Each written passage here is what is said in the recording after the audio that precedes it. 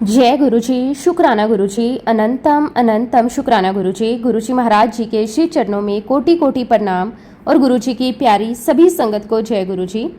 संगत जी, गुरुजी महाराज जी की कृपा का वर्णन करना उतना ही कठिन है जितना मुट्ठी में आकाश को समेट लेना। उनकी कृपा को ना आंखों से पूरी तरह देखा जा सकता है और ना ही शब्दों में पूरी तरह बताया जा सकता है, क्योंकि गुरुजी की कृपा का अनुभव केवल वही कर सकता है जिस पर उनका हाथ होता है। गुरुजी महाराज जी की कृपा कभी केवल बड़े बड़े चमत्कारों में दिखाई नहीं देती, बल्कि जीवन की छोटी छोटी बातों में भी महसूस होती है। और कई बार जब कोई रास्ता बंद दिखाई देता है, तभी कहीं से नया रास्ता खुल जाता है। कई बार जब सारी उम्मीदें खत्म हो जाती हैं, तभी गुरुजी ऐसी राह बना देते हैं जिसकी हमने कभी कल्पना भी नहीं की होती। उस समय समझ नहीं आता, लेकिन बाद में एहसास होता है कि ये सब गुरुजी महाराज जी की असीम कृपा थी। संगत जी, गुरुजी महाराज जी की कृपा का सबसे सुंदर रूप ये है कि वो अपने भक्तों का हाथ कभी नहीं छोड़ते। चाहे सुख हो या दुख, अंधेरा हो या उजाला, परीक्षा का समय हो या खुशियों का, गुरुजी हर पल अपनी संगत के साथ चलते हैं। वो बिना बताए हमारी रक्षा करते हैं, बिना मांगे हमारी झोली भर देते हैं और बिना एहसास करवाए हमारी अनगिनत परेशानियों को अपने ऊपर ले लेते हैं। गुरुजी महाराज केवल हमारी परिस्थितियां नहीं बदलते, बल्कि हमारे सोचने का तरीका भी बदल देते हैं। जो मन कभी चिंता से भरा रहता था, वही मन धीरे धीरे विश्वास से भर जाता है। जो आंखें कभी आंसुओं से भरी रहती थी, वही आंखें आज शुक्राने से नम हो जाती हैं। यही तो गुरुजी महाराज जी की कृपा है, जो इंसान को बाहर से नहीं भीतर से बदल देती है।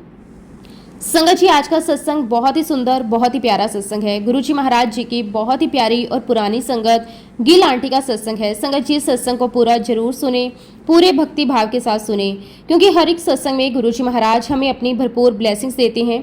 सत्संग शुरू करने से पहले मैं आप सबसे एक छोटी सी रिक्वेस्ट करूंगी कि अगर अभी तक आपने गुरुजी की संगत चैनल को सब्सक्राइब नहीं किया, तो हमारे इस चैनल को सब्सक्राइब जरूर कर लें, क्योंकि इस चैनल पर आपको गुरुजी के बहुत ही प्यारे प्यारे सत्संग सुनने को मिलते रहेंगे।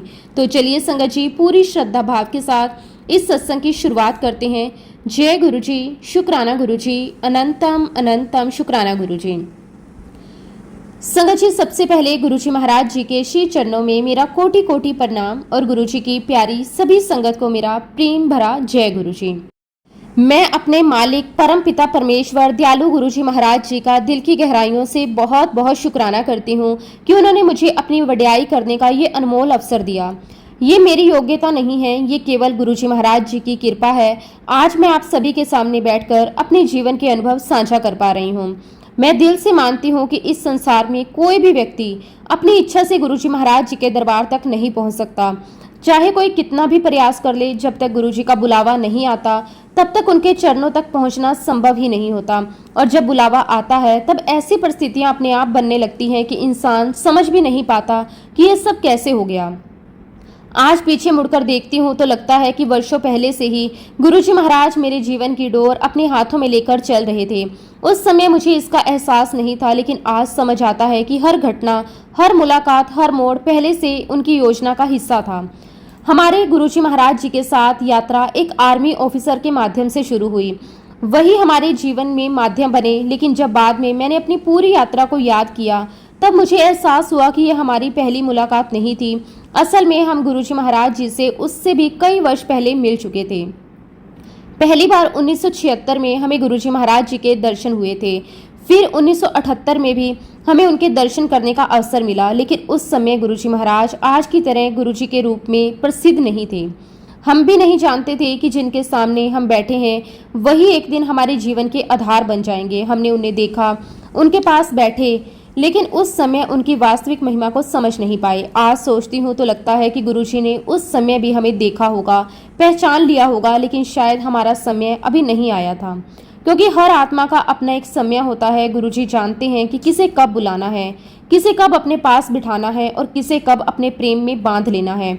और फिर समय बीतता गया, जीवन अपनी गति से चलता रहा और फिर आया वर्ष 1996। यही वो वर्ष था जिसने मेरी पूरी जिंदगी बदल दी। यही वो समय था कि जब मैं गुरुजी महाराज जी के दरबार पहुंची, और मैं पूरे विश्वास के साथ कह सकती हूँ कि उस दिन के बाद मैंने अपने जीवन में कभी पीछे मुड़कर नहीं देखा। उस एक दर्शन ने सब कुछ बदल दिया। उस एक मुलाकात ने मेरे जीवन की दिशा बदल दी। उस दिन ऐसा लगा जैसे वर्षों से भटकी हुई आत्मा को उसका घर मिल गया हो। गुरुजी महाराज जी ने मुझे अपने चरणों में ऐसा जोड़ लिया कि फिर मेरे मन में किसी और चीज की चाह ही नहीं रही। धीरे धीरे मेरी दुनिया बदलने लगी, मेरी सोच बदलने लगी, मेरे जीवन की प्राथमिकताएं बदलने लगी। अब दिन की शुरुआत भी गुरुजी और दिन का अंत भी गुरुजी, बातों में भी गुरुजी और श्वासों में भी गुरुजी, मन में भी गुरुजी ही बस गए। संगत जी, आज भी जब मैं उस पहले दर्शन को याद करती हूँ तो मेरी आंखें नम हो जाती हैं। जैसे ही मैं गुरुजी महाराज जी के सामने पहुंची, मैंने उनके श्री चरणों में अपना शीश झुकाया, उनके चरण स्पर्श किए और संगत जी, उस क्षण जो अनुभव हुआ उसे शब्दों में बताना बहुत कठिन है। गुरुजी का चेहरा, उनका दिव्य तेज, उनकी मुस्कान, उनकी आंखों का प्रेम, सब कुछ अलौकिक था। ऐसा लग रहा था जैसे उनके चारों ओर केवल प्रकाश ही प्रकाश हो। उनका आभा मंडल इतना शांत, इतना पॉजिटिव था कि उनके पास बैठते ही मन अपने आप शांत होने लगा। संगत जी, जैसे ही मैंने उनके चरणों को छुआ, मेरी आंखों से लगातार आंसू बहने लगे। मैं रो रही थी, लेकिन वो दुख के आंसू नहीं थे। ऐसा लग रहा था जैसे वर्षों से मन के अंदर जो नेगेटिविटी जमा थी वो सब आंसुओं के साथ बाहर निकल रही हो। मन हल्का होता जा रहा था, दिल शांत होता जा रहा था। भीतर एक ऐसी शांति उतर रही थी जिसे मैंने पहले कभी महसूस नहीं किया था। मुझे ऐसा लग रहा था जैसे किसी ने मेरे सर से बहुत बड़ा बोझ उतार दिया हो। संगत जी, उस दिन मुझे पहली बार समझ आया कि गुरुजी के चरणों में बैठने का सुख क्या होता है। वो शांति शब्दों से नहीं समझाई जा सकती, उसे केवल महसूस किया जा सकता है। संगत जी, यहाँ मैं आपको एक और बात बताना चाहती हूँ। गुरुजी महाराज जी से मिलने से पहले मेरी मदर इन लॉ, जो समय राधा स्वामी सत्संग से जुड़ी हुई थी, अक्सर मुझसे कहा करती थी, तू भी नाम ले ले, तू भी गुरुजी का नाम ले ले। वो मुझे बहुत ही प्रेम से समझाती थी, लेकिन उस समय मेरा मन तैयार नहीं था। मैं उनसे मुस्कुराकर बात टाल देती थी, क्योंकि संगत जी, मेरे हस्बैंड मिलिट्री में थे। हमारी पोस्टिंग अलग अलग जगहों पर होती रहती थी। हम घूमते थे, दोस्तों से मिलते थे, पार्टियां होती थी, जीवन बहुत खुला हुआ था। और सच कहूँ तो मुझे लगता था कि अगर मैं किसी आध्यात्मिक मार्ग से जुड़ गई तो शायद मुझे बहुत सारी पाबंदियों में रहना पड़ेगा। मैं सोचती थी, ये मत करो, वो मत करो, ये खाओ, वो मत खाओ, ये पहनना है, वो नहीं पहनना।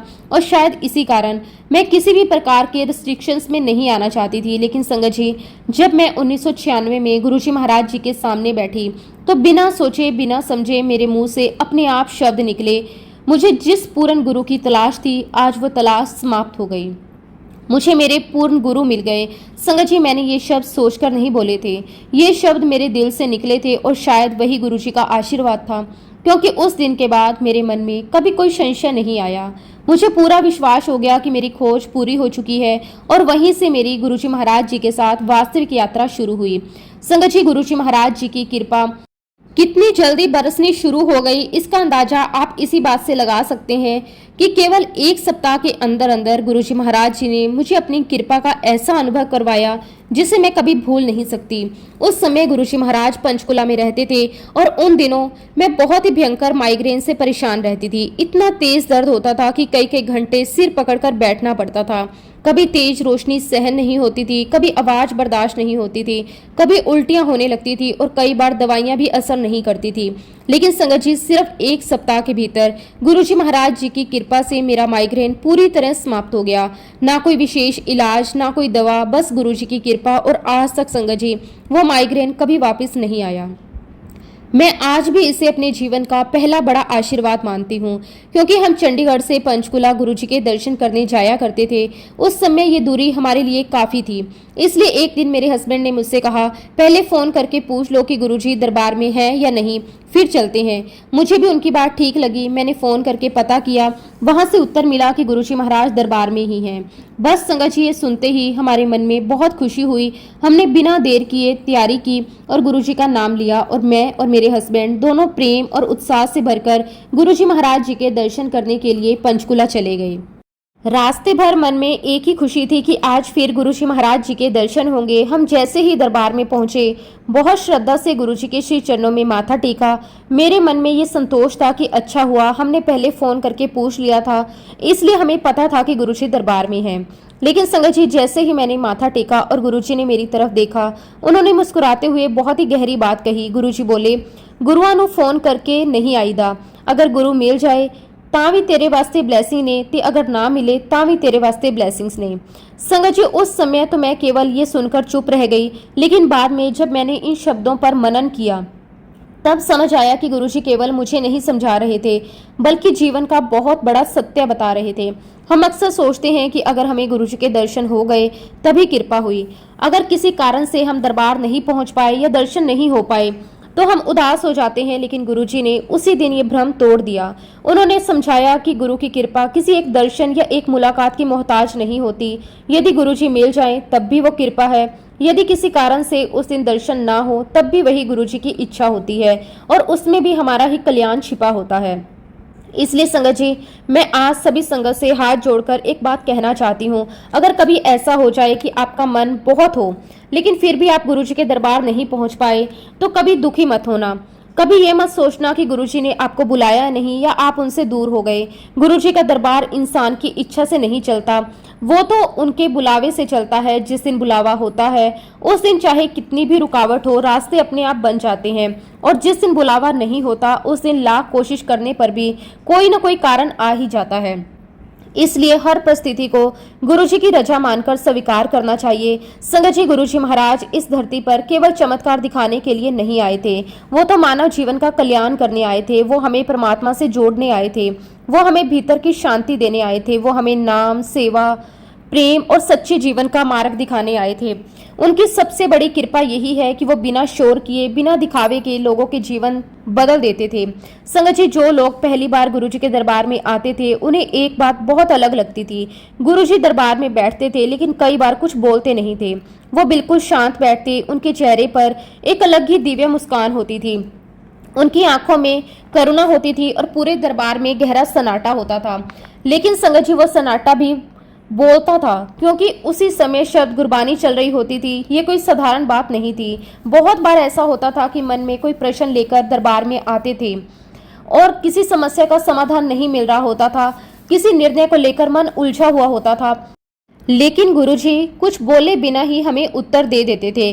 गुरबानी की जिस पंक्ति का उस समय उच्चारण होता वही हमारे प्रश्न का उत्तर बन जाती। हम सोचते, अरे यही तो मेरे मन में चल रहा था, और उसी क्षण समझ आ जाता गुरुजी ने उत्तर दे दिया। संगत जी, ये अनुभव एक दो बार नहीं अनगिनत बार हुआ और आज भी जब हम श्रद्धा से गुरबानी सुनते हैं तो वही अनुभव होता है। आज भी कई बार किसी प्रश्न का उत्तर किसी शब्द में, किसी पंक्ति में या किसी सत्संग के माध्यम से मिल जाता है। यही गुरुजी की कृपा है, यही उनकी दिव्य उपस्थिति है। संगत जी, मुझे गुरुजी के साथ जुड़े हुए केवल एक सप्ताह ही हुआ था, लेकिन इतने कम समय में गुरुजी ने मुझे ये एहसास करवा दिया कि वो कोई साधारण संत नहीं है। उस समय हम उन्हें भगवान नहीं मानते थे, इतनी समझ तक नहीं थी, लेकिन इतना जरूर महसूस होने लगा था कि गुरुजी के अंदर कोई ऐसी दिव्य शक्ति है जो सामान्य नहीं है। उनके पास बैठते ही मन बदल जाता था, चिंता दूर हो जाती, डर समाप्त हो जाता और ऐसा लगता जैसे कोई अदृश्य शक्ति हमें अपने प्रेम में समेट रही है। संगत जी, सचमुच एक दिव्य रोशनी थे गुरुजी, ऐसी रोशनी जो केवल बाहर नहीं भीतर भी प्रकाश दे देती थी। धीरे धीरे हमें समझ आने लगा कि हम केवल किसी संत के पास नहीं जा रहे, बल्कि उस शक्ति के पास जा रहे हैं जो हमारे मन, हमारे कर्म और हमारे भविष्य सब कुछ जानती है। संगत जी, गुरुजी महाराज समय की बहुत कदर करते थे। वो अक्सर प्रेम से कहा करते थे, अपने गुरु को कभी भी इंतजार मत करवाना। फिर गुरुजी कहते, जब मैं अपने कमरे से दरबार में आऊं उस समय संगत पहले से बैठी होनी चाहिए। गुरुजी महाराज ये शिक्षा केवल समय पर आने के लिए नहीं देते थे, वो हमें अनुशासन भी सिखा रहे थे। वो बता रहे थे कि जहाँ श्रद्धा होती है वहाँ लापरवाही नहीं होती, जहाँ प्रेम होता है वहाँ देर नहीं होती। संगत जी, जब गुरुजी अपने कमरे से तैयार होकर अपना पवित्र चोला पहनकर दरबार में आते थे तो पूरा वातावरण बदल जाता था। सभी संगत बहुत ही श्रद्धा से खड़ी हो जाती, फिर एक एक करके सभी गुरुजी के आशीर्वाद लेते। गुरुजी हर किसी को प्रेम से देखते, किसी से दो शब्द बोलते, किसी को मुस्कुराकर देखते, किसी के सर पर हाथ रखते और वही कुछ क्षण उस व्यक्ति के लिए जीवन भर की पूंजी बन जाते। संगत जी, एक बात मैंने हमेशा गुरुजी में देखी, वो कभी भी दिखावे को पसंद नहीं करते थे, वो हमेशा सरलता सिखाते थे। वो अक्सर संगत को मना करते थे कि मेरे लिए कुछ लेकर मत आया करो। आज कई बार हम अपनी श्रद्धा से मिठाई, फल या बहुत सी चीजें लेकर जाते हैं, लेकिन उन दिनों गुरुजी स्पष्ट कहते थे, कुछ मत लाओ। कई बार बहुत अमीर लोग बड़े बड़े महंगे उपहार लेकर आते थे, कोई कीमती शॉल, कोई महंगी घड़ी, कोई सजावटी वस्तु और कोई अमूल्य उपहार। लेकिन संगत जी गुरुजी उन उपहारों को अपने पास नहीं रखते थे। वो उसी समय अपने हाथों से किसी दूसरी संगत को वो दे देते थे। उस समय शायद हम पूरी तरह नहीं समझते थे, लेकिन आज समझ आता है कि गुरुजी हमें बहुत बड़ी शिक्षा दे रहे थे। वो बता रहे थे कि आध्यात्मिक जीवन का संबंध वस्तुओं से नहीं, भाव से है। गुरुजी को हमारा प्रेम चाहिए, हमारी श्रद्धा चाहिए, हमारा विश्वास चाहिए, महंगे उपहार नहीं। गुरुजी इस समय पूर्ण थे, उन्हें किसी वस्तु की जरूरत नहीं थी। वो तो देने आए थे, लेने नहीं। संगत जी गुरुजी का हर एक कार्य एक शिक्षा था। हर बात में कोई ना कोई संदेश छिपा होता था और उनकी हर छोटी बात जीवन भर के लिए याद बन जाती थी। फिर कभी कभी ऐसा भी होता था कि दरबार में बैठे बैठे गुरुजी अचानक किसी संगत की तरफ देखकर मुस्कुराते और कहते, चल हुन मांग ले की चाहिदा है।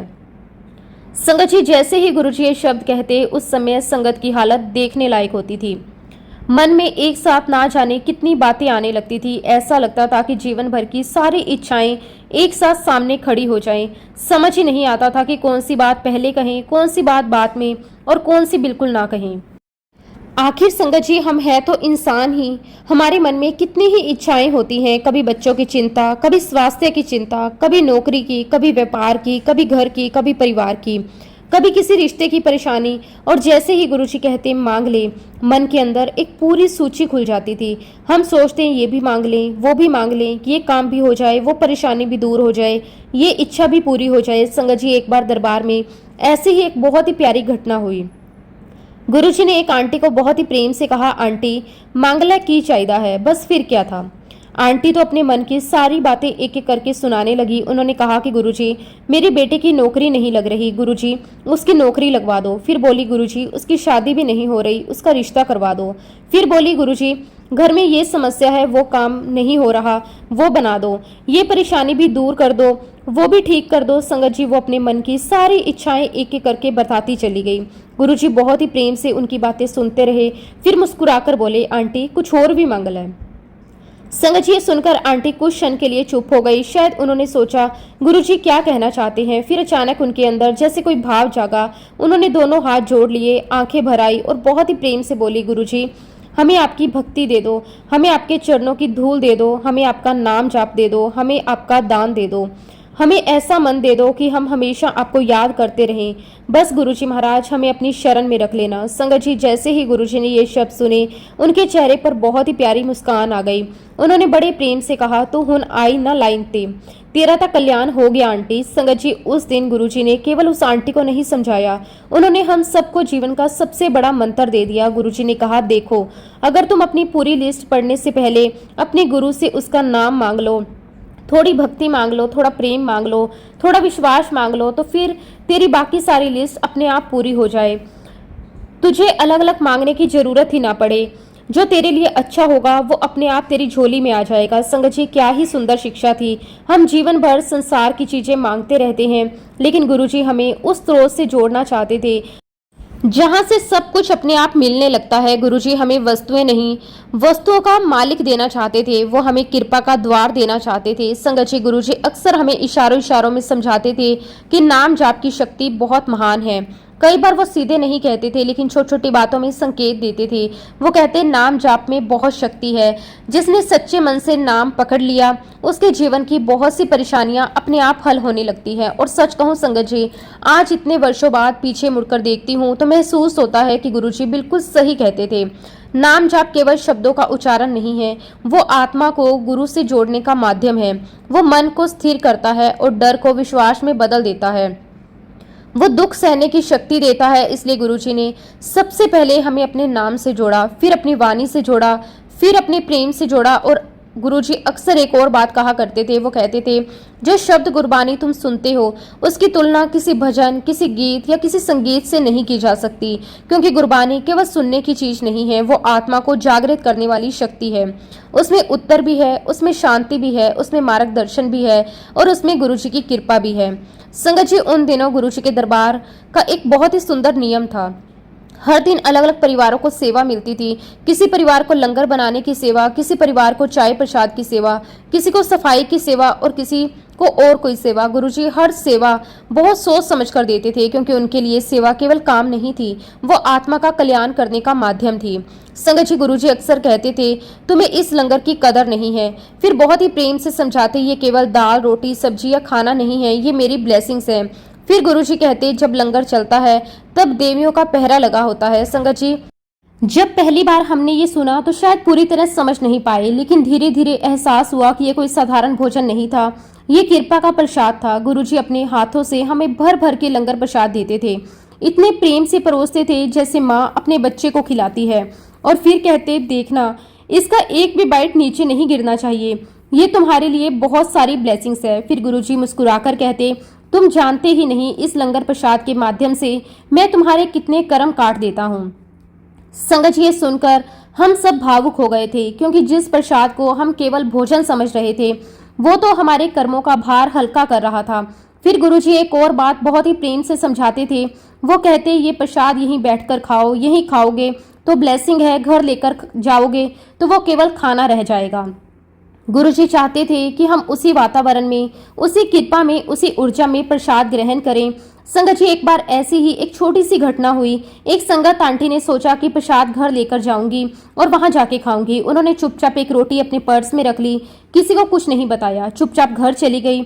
अगले दिन जब वो फिर से दरबार में आई तो गुरुजी ने उन्हें देखते ही मुस्कुराकर पूछा, आंटी हुंदास तेरी तबीयत किद्दां है? तो संगत जी, आंटी ने बड़े ही खुश होकर मुस्कुराते हुए हाथ जोड़कर कहा कि गुरुजी, आपकी कृपा से अब मैं बहुत अच्छा महसूस कर रही हूँ। पहले से लगभग 90% ठीक हो गई हूँ, शरीर भी हल्का लग रहा है, दर्द भी बहुत कम हो गया और पहले जैसी परेशानी भी अब नहीं रही। संगत जी, आंटी की बात सुनकर गुरुजी महाराज बहुत ही प्यार से मुस्कुराए।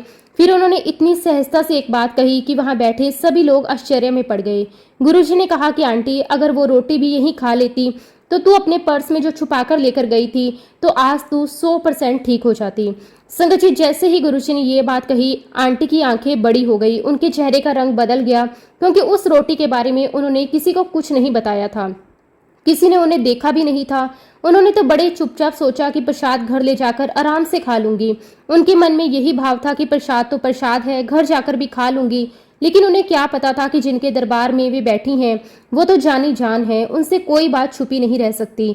संगत जी, उस समय आंटी की आंखों में आंसू निकल आए। उन्होंने हाथ जोड़कर गुरुजी से माफी मांगी और कहा कि गुरुजी, मुझसे गलती हो गई, मुझे नहीं पता था कि ऐसा नहीं करना चाहिए। गुरुजी ने बहुत ही प्रेम से समझाया। गुरुजी ने डांटा नहीं, बल्कि एक पिता की तरह समझाया कि जब मैं अपने हाथों से प्रसाद देता हूँ तब वो केवल रोटी नहीं होती, वो मेरी कृपा होती है, उसमें मेरी ब्लेसिंग्स होती हैं। उसे यहीं बैठकर पूरी श्रद्धा से ग्रहण करना चाहिए। संगत जी, इस छोटी सी घटना में गुरुजी महाराज जी ने हम सबको बहुत बड़ी शिक्षा दे दी।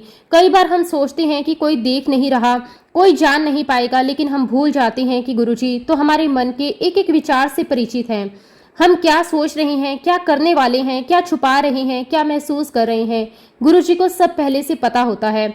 इसलिए संगत जी, गुरुजी के दरबार में कभी भी अपनी बुद्धि नहीं लगानी चाहिए। जहां गुरुजी ने जो रिवायत बनाई है उसे उसी प्रकार अपनाना चाहिए, क्योंकि गुरुजी जो भी कहते थे उसके पीछे हमारी भलाई छुपी होती थी। वो केवल नियम नहीं थे, बल्कि हमारे कल्याण का मार्ग थे। संगत जी, एक बार की बात है, नवंबर का महीना था, ठंड धीरे धीरे बढ़ने लगी थी। रात के समय ठंडी हवाएं चलती थी। उस समय गुरुजी महाराज जी ने पहले से ही सारी व्यवस्था करवा दी। उन्होंने बहुत सारे कंबल मंगवाए, चटाइयां मंगवाई और समय कहा कि इन्हें पूरे दरबार में बिछा दो, ताकि जो भी संगत आए उसे ठंड ना लगे। संगत जी, गुरुजी को हमेशा अपनी संगत की छोटी से छोटी जरूरत का भी पूरा ध्यान रहता था। किसी को ठंड ना लगे, किसी को तकलीफ ना हो, किसी को असुविधा ना हो, गुरुजी पहले ही सब सोच लेते थे। जब संगत बैठती, शब्द गुरबानी चलती, फिर लंगर प्रसाद और कड़ा प्रसाद बांटा जाता तो गुरुजी अपने हाथों से बड़ी श्रद्धा और प्रेम के साथ वो प्रसाद दिया करते थे। लेकिन संगत जी, उस समय कुछ संगत ऐसी भी थी जिन्हें अभी तक प्रसाद की वास्तविक महिमा समझ में नहीं आई थी। कुछ लोग क्या करते थे कि प्रसाद का थोड़ा सा हिस्सा अपने थाली में निकालकर चुपचाप चटाई के नीचे रख देते थे। कोई कंबल के नीचे रख देता, कोई सोचता था कि बाद में उठा लेंगे, कोई ये सोचकर रख देता कि अभी भूख नहीं है, किसी को लगता था कि इतना प्रसाद नहीं खाया जाएगा।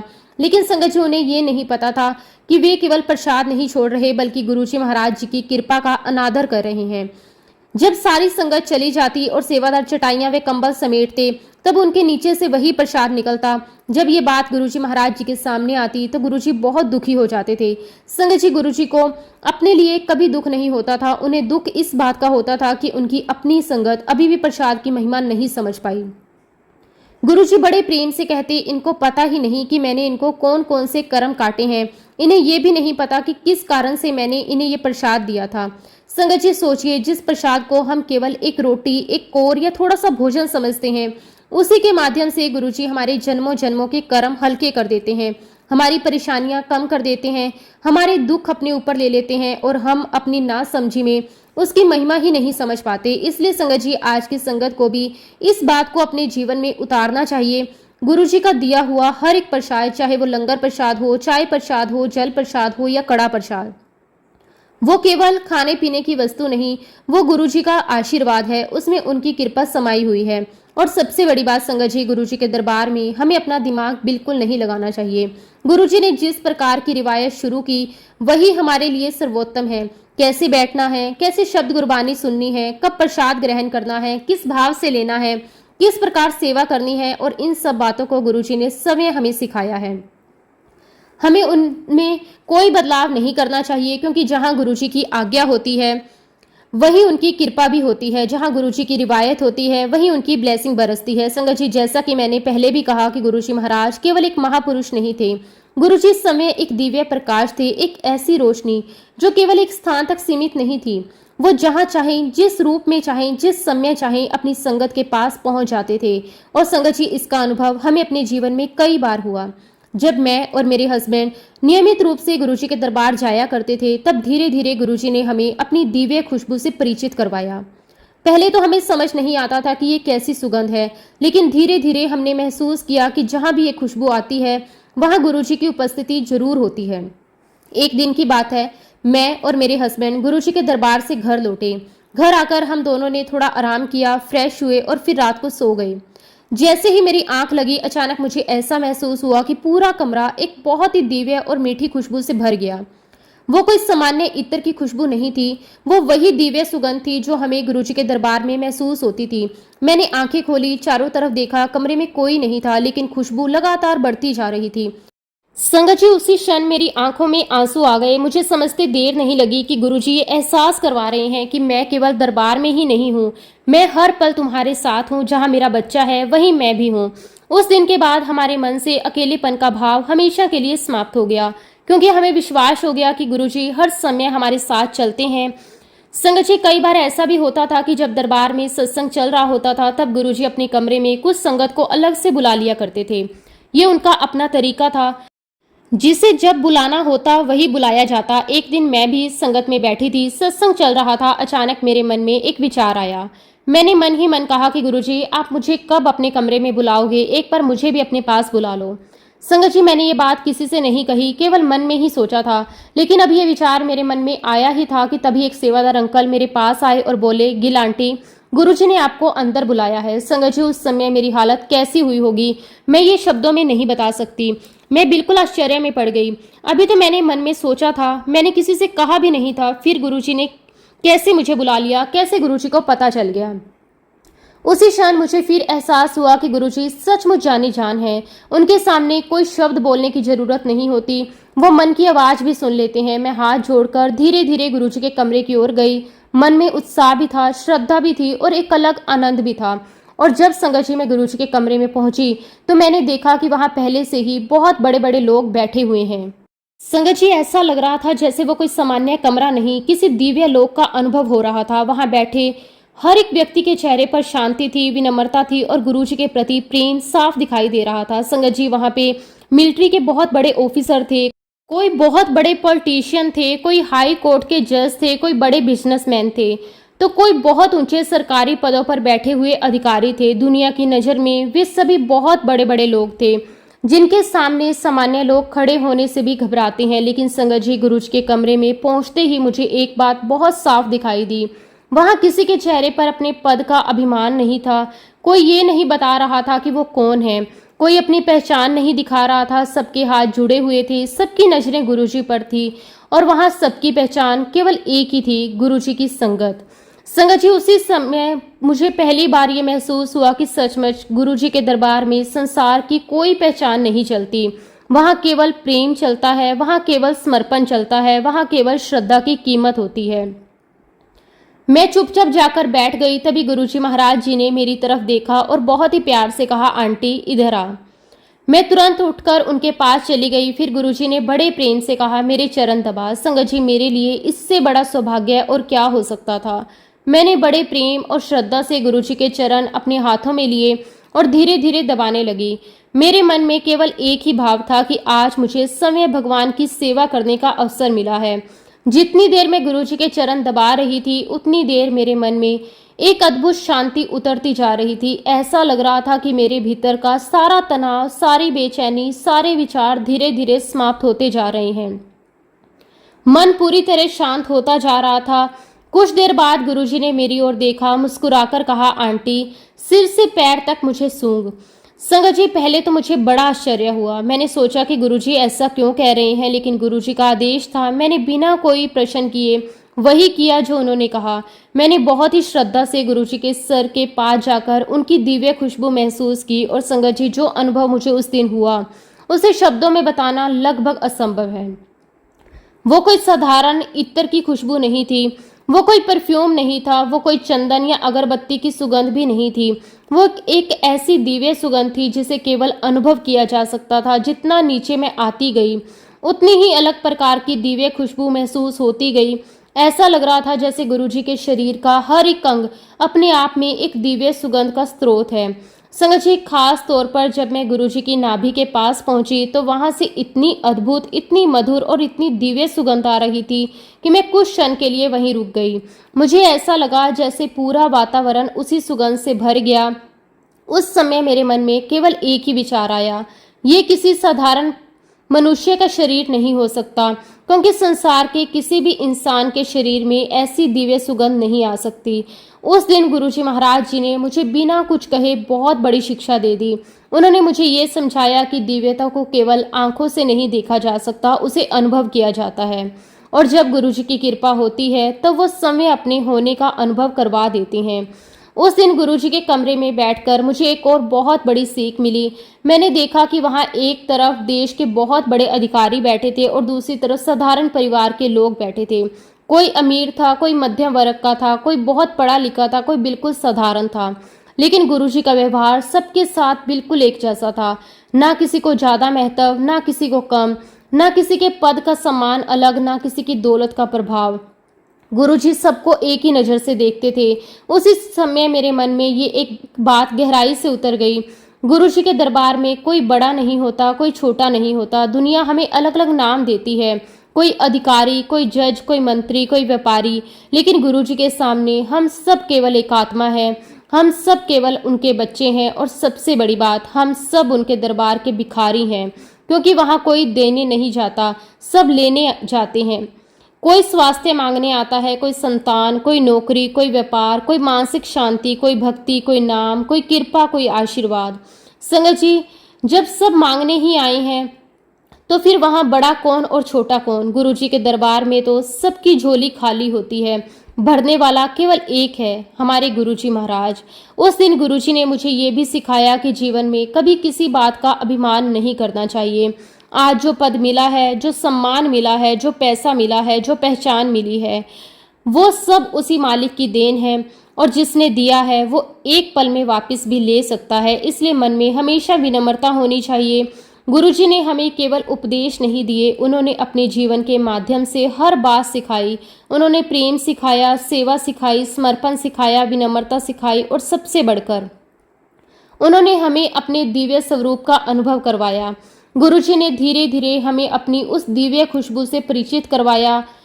आज भी लाखों संगत अनुभव करती है। पहले हमें समझ नहीं आता था, फिर धीरे धीरे एहसास होने लगा कि जहाँ वो दिव्य सुगंध आती है वहाँ गुरुजी अपनी उपस्थिति का एहसास करवा ही देते हैं। संगत जी, जैसे कि मैंने आपको पहले भी बताया कि गुरुजी महाराज जी की दिव्य खुशबू का हमें अनुभव हुआ। और संगत जी, गुरुजी महाराज केवल अनुभव ही नहीं करवाते बल्कि अगले दिन सवे उनकी पुष्टि भी कर देते थे। ये उनकी लीला थी, ये उनका प्रेम था, यही उनका तरीका था, ये विश्वास दिलाने का कि मैं हर समय तुम्हारे साथ हूँ। संगत जी, जब हम दोनों गुरुजी महाराज जी के दरबार पहुंचे तो मैंने हमेशा की तरह गुरुजी महाराज जी को माथा टेका। जैसे ही मैं उठी, गुरुजी ने मेरी तरफ देखकर मुस्कुराते हुए कहा, क्यों आंटी, राती देखे नजारे? संगत जी, बस इतना सुनना था कि मेरी आंखों से आंसू निकलने लगे। मैं गुरुजी को देखती ही रह गई। मैंने तो किसी से कुछ कहा भी नहीं था। रात की सारी बातें केवल मेरे और मेरे हस्बैंड के बीच हुई थी। फिर गुरुजी को कैसे पता? उसी क्षण मेरा विश्वास और मजबूत हो गया। मुझे समझ आ गया कि रात को जो कुछ भी मैंने अनुभव किया था वो मेरा वहम नहीं था, वो मेरी कल्पना नहीं थी, वो वास्तव में गुरुजी महाराज जी की कृपा थी। उस दिन गुरुजी ने बिना कुछ और कहे ये सिद्ध कर दिया कि वो हर पल अपने बच्चों के साथ रहते हैं। वो सब देखते हैं, सब जानते हैं और समय आने पर समय बता भी देते हैं। हाँ, मैं तुम्हारे पास आया था। संगत जी, गुरुजी महाराज जी के दरबार में कभी भी कोई घटना संयोग नहीं होती, कुछ भी कोइंसिडेंस नहीं होता। हर मिलने वाला व्यक्ति, हर अनुभव, हर विचार, हर सेवा, हर बुलावा, हर आशीर्वाद, सब कुछ गुरुजी महाराज जी की बनाई हुई दिव्य योजना का हिस्सा होता है। और जब ये समझ आ जाता है तो जीवन में शिकायतें अपने आप समाप्त हो जाती हैं, क्योंकि फिर विश्वास हो जाता है जो कुछ भी हो रहा है वो गुरुजी महाराज जी की इच्छा से हो रहा है। एक बार की बात है संगत जी, मैं और मेरे हस्बैंड हम गुरुजी महाराज जी के दर्शन करने के लिए जनरल आहूजा साहब के घर गए थे। उन दिनों कई बार गुरुजी अलग अलग संगत के घर जाकर उन्हें अपने दर्शन दिया करते थे। वहां भी बिल्कुल उसी तरह दरबार सजाया जाता था। जैसे ही हम वहां पहुंचे, पूरे घर का वातावरण बहुत ही दिव्य था। हर तरफ शांति थी, प्रेम था। गुरुजी की कृपा की एक अलग ही अनुभूति हो रही थी। संगत बड़े प्रेम से बैठी हुई थी। कोई शब्द सुन रहा था, कोई गुरुजी को निहार रहा था, कोई उनके चरणों को में बैठकर उनसे मन ही मन अरदास कर रहा था। सच कहूँ संगत जी, जहाँ गुरुजी बैठ जाते थे वही स्थान किसी मंदिर से कम नहीं लगता था। उस दिन भी गुरुजी महाराज अपने दिव्य स्वरूप में विराजमान थे। उनके चेहरे पर वही मुस्कान थी, वही तेज था, वही प्रेम था, जिसे देखकर मन अपने आप शांत हो जाता था। मैं भी उनके चरणों में बैठ गई। कुछ समय मेरे मन में अपनी बेटी को लेकर एक चिंता चल रही थी। उन दिनों मेरी बेटी का इंटरव्यू प्रोसेस चल रहा था। उसने कई बड़ी बड़ी कंपनियों में अप्लाई किया था। हम सभी चाहते थे कि उसे एक अच्छी नौकरी मिले, जहां उसका भविष्य सुरक्षित हो, उसे अच्छा वातावरण मिले, वो खुश रहे। एक माँ होने के नाते मेरे मन में स्वाभाविक रूप से उसकी चिंता रहती थी। हालांकि मैंने अपनी बेटी से हमेशा यही कहा था कि जो भी होगा गुरुजी महाराज जी की कृपा से होगा, लेकिन फिर भी माँ का मन तो माँ का ही होता है।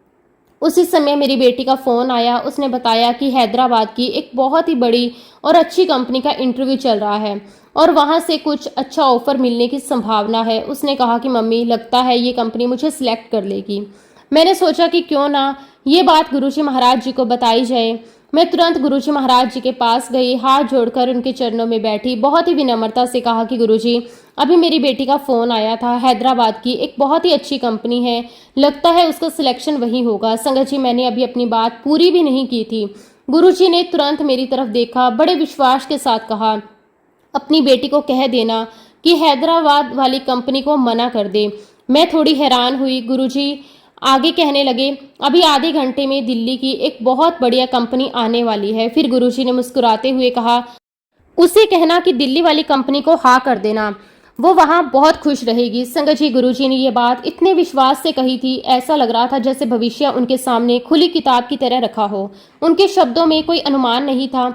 मैंने बिना कोई सवाल किए वही किया जो गुरुजी ने कहा। मैंने तुरंत अपनी बेटी को फ़ोन किया और कहा कि बेटा, अगर हैदराबाद वाली कंपनी का ऑफर आए तो उसे अभी स्वीकार मत करना, थोड़ा इंतजार करना। मेरी बेटी ने पूछा, मम्मी क्यों? मैंने कहा कि गुरुजी ने कहा है कि थोड़ी देर में दिल्ली की एक बहुत अच्छी कंपनी आएगी, तुम वहीं ज्वाइन करना। संगत जी, मेरी बेटी भी गुरुजी पर विश्वास करती थी। उसने बिना कोई बहस किए कहा कि ठीक है मम्मी, अगर गुरुजी ने कहा है तो मैं वही करूँगी। अब हम सब इंतजार करने लगे। संगत जी, आप यकीन नहीं करेंगे, ठीक लगभग आधे घंटे बाद मेरी बेटी का फिर फ़ोन आया।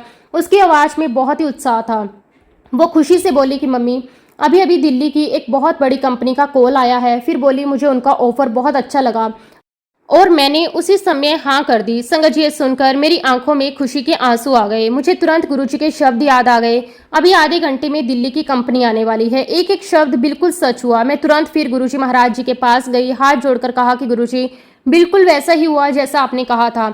बेटी का फ़ोन आया है, दिल्ली की कंपनी आई और उसने वहीं हाँ कर दी। गुरुजी ने मुस्कुराकर मेरी तरफ देखा और बड़े प्यार से कहा, तो फिर मान लिया ना गुरु को? संगत जी, सुनकर मैं भावुक हो गई। मैंने हाथ जोड़कर कहा, हाँ जी गुरुजी, मैं तो आपको पहले दिन से ही मानती हूँ। गुरुजी बस मुस्कुरा दिए। संगत जी, उस समय मुझे गुरुजी के साथ जुड़े हुए मुश्किल से 1 महीना ही हुआ था, लेकिन सोचिए सिर्फ 1 महीने के अंदर ही गुरुजी ने ये विश्वास दिलाना शुरू कर दिया था कि जब जीवन की बागडोर गुरुजी के हाथ में आ जाती है तो निर्णय भी वही करवाते हैं और भविष्य भी वही संवारते हैं। आज पीछे मुड़कर देखती हूँ तो लगता है अगर उस दिन हम अपनी बुद्धि लगाते और हैदराबाद वाला ऑफर स्वीकार कर लेते तो शायद मेरी बेटी का जीवन कुछ और होता। लेकिन गुरुजी को पहले से पता था कि उसके लिए कौन सी जगह बेहतर है। उन्हें पहले से पता था कि किस वातावरण में वो खुश रहेगी। यही तो गुरु और परमात्मा में अंतर नहीं है। हम केवल वर्तमान देखते हैं, लेकिन गुरु भूत, वर्तमान और भविष्य तीनों एक साथ देखते हैं। ये तो केवल शुरुआत थी। गुरुजी की कृपा दिन प्रतिदिन हमारे जीवन में बरसती चली गई। एक और बहुत ही प्यारी घटना मैं आप सभी के साथ साझा करना चाहती हूँ। एक दिन दोपहर का समय था। घर का काम समाप्त करके मैं अपने कमरे में थोड़ी देर आराम करने के लिए लेटी हुई थी। धीरे धीरे मेरी आंख लग गई और तभी मुझे एक बहुत ही सुंदर सपना आया। उस सपने में मैंने देखा कि गुरुजी महाराज समय मेरे सामने खड़े हैं। उनके चेहरे पर वही दिव्य मुस्कान थी। उन्होंने मुझे बड़े प्यार से पुकारा, गिला आंटी। मैंने हाथ जोड़कर कहा, हाँ जी गुरुजी। फिर गुरुजी ने मुझसे पूछा, आज तारीख की है? मैंने तुरंत उन्हें उस दिन की तारीख बता दी। संगत जी, फिर गुरुजी ने मुस्कुराते हुए कहा, आंटी आज से ठीक 10 दिन बाद तुझे एक कार मिल जाएगी। बस इतना कहकर गुरुजी मुस्कुराते रहे और मेरी नींद खुल गई। मैं कुछ देर तक बिस्तर पर बैठी सोचती रही। मैंने मन ही मन कहा, हमारे पास तो पहले से ही एक कार है, फिर गुरुजी ऐसा क्यों कह रहे हैं?